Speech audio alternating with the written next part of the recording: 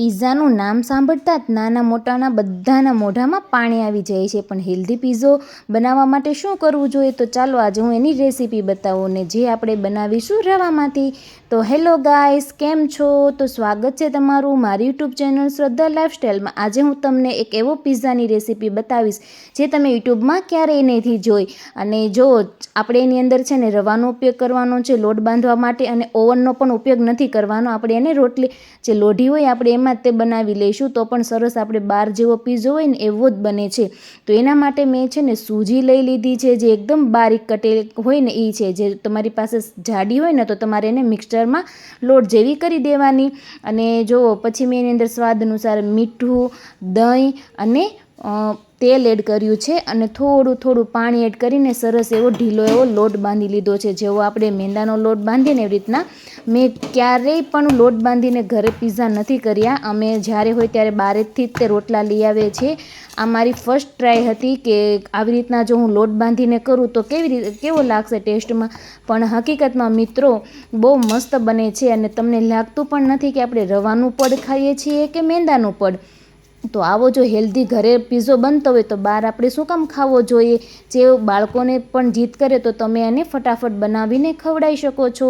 પણ હા, એના માટે તમારે 2 કલાક અગાઉ લોટ બાંધવો પડશે. તો 2 કલાક આપણે લોટ બાંધીને 2 કલાક માટે રેસ્ટ દઈ દીધો છે. હવે આપણો જે લોટ હતો તે એકદમ સરસ છે ને એક્ટિવ થઈ ગયો છે, કેમ કે જે રવો હતો સરસ ફૂલાઈ ગયો છે. ને જુઓ મેં એને છે ને બહુ સરસ રીતે મસળી લીધો છે.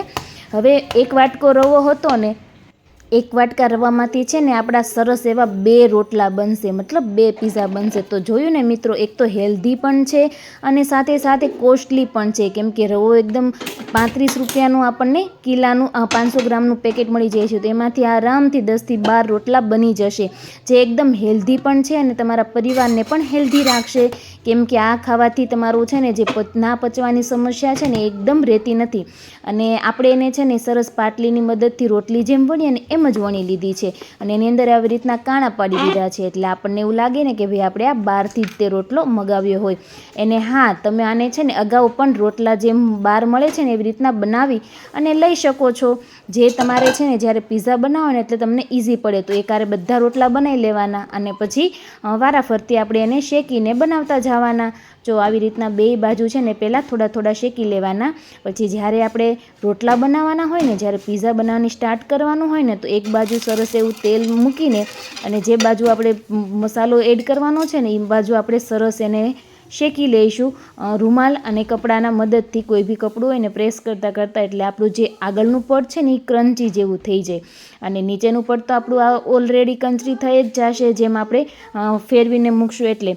તો જો 2 રોટલા મેં સરસ એવા શેકી લીધા છે. એક રોટલો છે ને હું મારા આજુબાજુવાળાને ચખાડવાનું છે એટલે અત્યારે જ બનાવું છું. અને એક રોટલો મેં ઉમેશ માટે રાખ્યો છે. તો એ પણ અગાઉ જ કરી લીધો હતો, એટલે કોઈ એવી ઇસ્યુ નથી કે અગાઉ બનાવી લેશું તો સારો બનશે પીઝો કે નહીં બને. તો પણ એકદમ સારો બને છે. તો હવે આપણે એની અંદર છે ને પિઝાનું ટોપિંગ આવે ને એડ કરી દીધું છે અને થોડુંક આપણે સોસ એડ કરી દીધો છે. માયોનીઝ બિલકુલ એડ નથી કરવાનું. જો તમારે વેટ લોસ જર્નીમાં તમે નથી અને તમારે ઘરે જ આવી રીતના બનાવો છે તો તમે માયોનીઝનો ઉપયોગ કરી શકો છો અને એક્સ્ટ્રા ચીઝનો પણ ઉપયોગ કરી શકો છો હેલ્ધી બનાવવા માટે.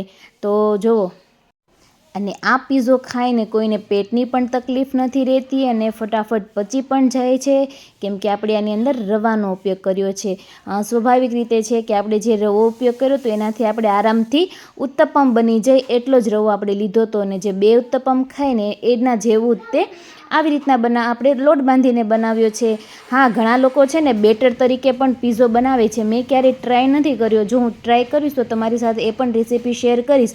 પણ હકીકતમાં આ રીતના તમે બનાવશો ને તો એકદમ બહાર જેવો જ ટેસ્ટ લાગે છે અને પિઝાનું પડ પણ એવું જ લાગે છે. તમે કોઈને ચખાડો તો કહી ન શકાય કે આને મેંદાનું બનાવ્યું હશે કે રવાનું.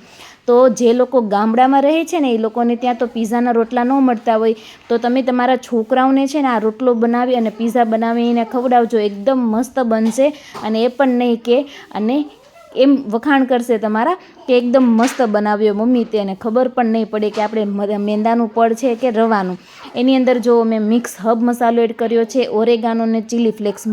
મિક્સ હબનો જે મસાલો છે ને એ એકદમ મસ્ત લાગે છે ટેસ્ટમાં. એ તમને જ્યાં મસાલા બેકરી જ્યાં મળતા હોય ને બેકરીની અંદર મળી રહેશે. એ પણ 20 રૂપિયાનું જ પેકેટ આવે છે. મેં છૂટો લીધો તો, છૂટો પણ મળે છે અને પેકેટમાં પણ મળે છે. તમારે જે અનુકૂળ હોય તમે એ લઈ શકો છો, પણ એ જરૂરથી એડ કરજો એટલે તમારો એકદમ પીઝો મસ્ત બનશે.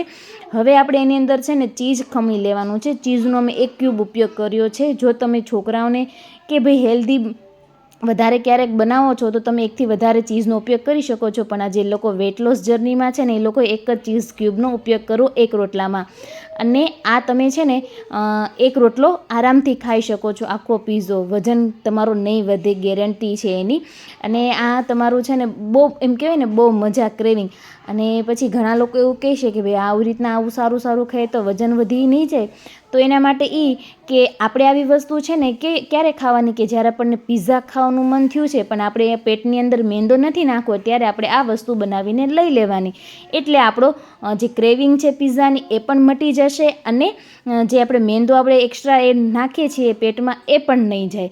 જેથી આપણે કહેવાય ને વેટ લોસ જર્નીને કન્ટિન્યુ કરી શકશું. અને આવું બધું ઘરે બનાવતા જ આપણે વજન ઉતારવાનું છે હા. અને આનાથી વજન પણ ઉતરશે અને જે તમારી સાઈડમાં જે તમે કહો છો ને અમારી ખાવાની ક્રેવિંગ બહુ છે તો એ પણ મટી જશે. અને જુઓ 5થી 6 મિનિટ રાખ્યા પછી આપણું છે ને સરસથી નીચેનું પડ છે ને એ કડકડું થઈ ગયું છે. તમે જોઈ શકો. અત્યારે બતાવાય એવું નથી, નકર તો ચોક્કસ બતાવત. અને હવે આપણે આને છે ને કટિંગ કરી લેવાનું છે. તો કટિંગ કરવા માટે તો મેં છે ને ભાઈ જે તાવીથો હતો ને એનો જ ઉપયોગ કર્યો હતો, કેમ કે પીઝા કટર અત્યારે મારી પાસે નહોતું. પીઝા કટર હોય ને તો મસ્ત કટિંગ થાય.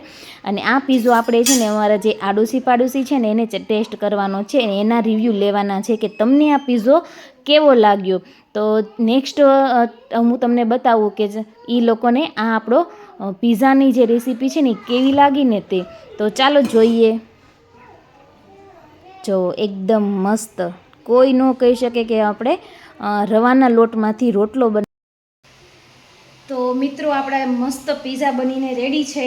કાલે અમે તો ટેસ્ટ કર્યા હતા, બહુ સારા લાગ્યા હતા. તો આજે હું મારા જે નીચે છે આડોશી પાડોશી એને પણ ટેસ્ટ કરાવવાની છું અને જોઈએ આપણે એના રિવ્યૂ કે એને કેવા પીઝા ભાવ્યા તે આપણે જે વેટ લોસવાળા. તો ચાલો જઈએ નીચે, ટેસ્ટ કરતા જાજો.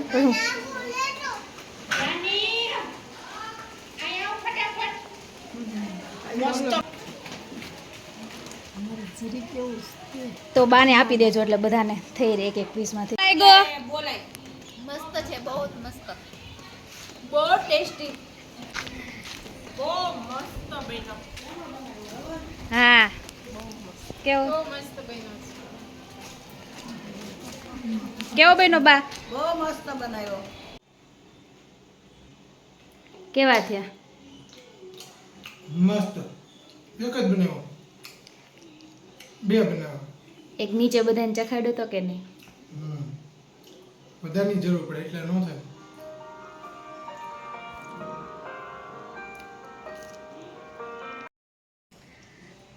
તો મિત્રો તમને આ વિડીયો કેવો લાગ્યો ને જરૂરથી કોમેન્ટ કરજો. અને જો તમે નવા હોય મારી ચેનલમાં તો સબસ્ક્રાઈબ કરી દેજો એન્ડ લાઇક શેર અને કોમેન્ટ જરૂરથી કરજો. તો મળીશું એક નવી રેસીપી સાથે. અને જો તમને કોઈ પણ એવું હોય તો એવી એક રેસીપી કોમેન્ટ કરજો જે હું બનાવવાની ટ્રાય કરીશ ને સારી લાગશે તો તમારી સાથે શેર પણ કરીશ. તો મળીશું એક નવા વિડીયો સાથે. ચાલુ રાખજો, નવી રેસીપી હું ટ્રાય કરવાનો હોઉં. એટલે ચાખવાની એને હોય તે રિવ્યુ એને આપવાનો હોય એટલે ખાવાની મારે જ હોય. ઓકે તો મળ્યા કરે.